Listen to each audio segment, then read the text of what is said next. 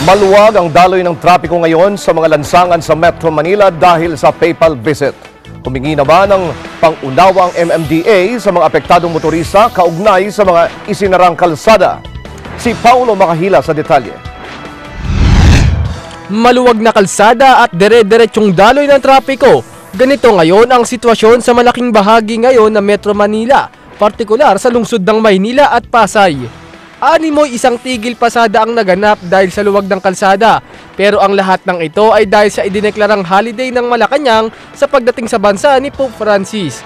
Kapansin-pansin mula sa kuha na ito ng mga CCTV camera ng MMDA ang luwag ng mga kalsada mula EDSA Boni papuntang Mall of Asia sa Pasay City.